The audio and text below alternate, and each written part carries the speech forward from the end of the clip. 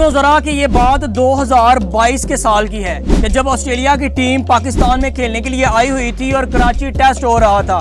Karachi test का चौथा दिन था तो ऑस्ट्रेलियाई टीम ने 506 का गैर मामूली हदफ दिया था पाकिस्तानी क्रिकेट टीम को। तो तब क्या हुआ था? तब पाकिस्तानी क्रिकेट टीम को हार सीधी नजर आ रही थी। जो टीम पहली इनिंग में 148 रन के ऊपर आउट हो गई है, 506 रन बनाने का तो वो सोच भी नहीं सकती थी। और जो क्रिकेट के फैंस थे उनके जहनों में भी यही था कि पाकिस्तानी टीम हार जाएगी, क्योंकि ऑस्ट्रेलियाई जो बॉलर्स थे उनके पास ठीक 2 दिन थे पाकिस्तानी टीम को आउट करने के लिए। और पाकिस्तानी टीम के सामने एक गैर मामूली बड़ा हदफ था 506 रन की सूरत में। और 21 रन के ऊपर पाकिस्तानी क्रिकेट टीम के 2 खिलाड़ी आउट होके घर भी चले गए हैं। तब वहां पर बाबर आजम और अब्दुल्ला शफीक थे। बाबर आजम ने अपनी तब क्लास दिखाई।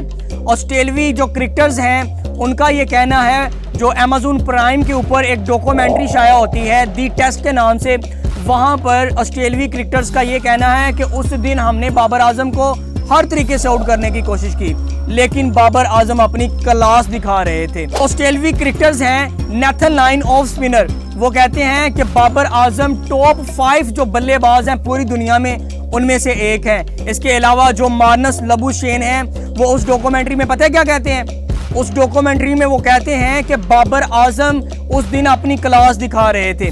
बाबर आजम को हमने हर तरीके से आउट करने की कोशिश की।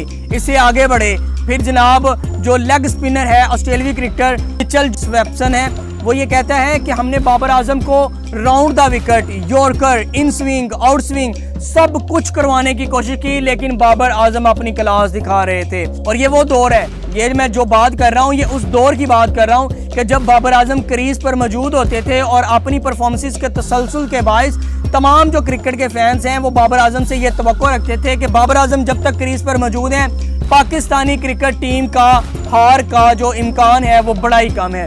बाबर आजम ने 200 प्लस की इनिंग खेली, शराकतदारी कायम की अब्दुल्ला शफीक के साथ, और उसके बाद फिर 100 रन की शराकतदारी खेली रिजवान के साथ। जो मैच हारने की पोजीशन पे था पाकिस्तान, वो मैच ड्रा की सूरत में फिर खत्म हुआ। और उसी साल, ये 2022 की बात है, उसी साल बाबर आजम तीनों फॉर्मेट में टॉप 5 में आए थे। टेस्ट में नंबर 2 पे थे और ओडीआई में नंबर 1 थे और T20 में भी नंबर 1 थे। आखिर फिर क्या हुआ कि बाबर आजम की जो ये परफॉर्मेंसेस हैं उनको नजर लगी। क्या वजह है? आपको क्या लगता है? वकार भाई बताएं, आपको क्या लगता है किसके पीछे क्या वजह हो सकती है? इसके पीछे बहुत ज्यादा वजूहात हैं। जो पूरी दुनिया में अपनी क्लास दिखा रहा है, जो पूरी दुनिया में कप्तानी के बावजूद भी अगर आप ये कहेंगे कि कप्तानी की वजह से उसकी ये परफॉर्मेंसेस के ऊपर जो सारा गलत तनकीद हो रही है या उसकी परफॉर्मेंसेस बैड हुई जा रही हैं आस्ता आस्ता, ये उसकी कप्तानी की वजह से हुई है। तो कप्तानी तो उसको 2019 के वर्ल्ड कप के बाद मिली थी और 2020 में उसको टेस्ट की भी मिल गई थी। तीनों फॉर्मेट की वो कप्तानी करते हुए 2022 में पूरी दुनिया में अपना लोहा मनवा रहे हैं, अपनी क्लास का लोहा मनवा रहे हैं बाबर आजम। लेकिन फिर क्या हुआ है? उसको क्या वजह बनी है कि वो अपनी परफॉर्मेंसेस का तसलसल खो गए? क्या वजह बनी कि जो नंबर 1 बैट्समैन थे पूरी दुनिया में वो आहिस्ता आहिस्ता नीचे आने की तरफ अभी तक सफर उसका जारी है, तनज़्ज़ुली का सफर अभी तक जारी है। और वही बंदा जिसने 425 बॉल्स के ऊपर पाकिस्तानी क्रिकेट टीम के हरे हुए मैच को ड्रा की सूरत में ले गया और एक पोजीशन आई कि 2022 का कराची का जो टेस्ट मैच है वो पाकिस्तान जीतने की पोजीशन में आ गया था, लेकिन बाबर आजम आउट हुआ। उसके बाद वो मैच ड्रा की सूरत में खत्म हुआ। बाबर आजम ने 425 बॉल्स के ऊपर 196 रन की इनिंग खेली और पाकिस्तान को हरा हुआ मैच ड्रा की सूरत में वो मैच खत्म करवाया। क्या वजह बनी है? इसके पीछे बहुत वजूहात हैं, लेकिन जो मैं समझता हूँ उसमें जो बैरूनी तनाज़ात हैं, एक वजह यह भी है। वो कौन से हैं आपको बेहतर पता है। और उसके बाद ज़हनी पुख्तगी भी इसमें दखल अंदाज है कि जब आप ज़हनी तनाज़ात का शिकार होते हैं तो फिर आप अपना 100% नहीं दे पाते। और उसके अलावा जी ये जो हाल ही में सीरीज़ हुई है बांग्लादेश के खिलाफ रावलपिंडी में, वहाँ पर आपने देखा होगा कि बाबर आजम वो शॉट्स खेलते हुए आउट हुए हैं जो उनकी स्ट्रेंथ थी।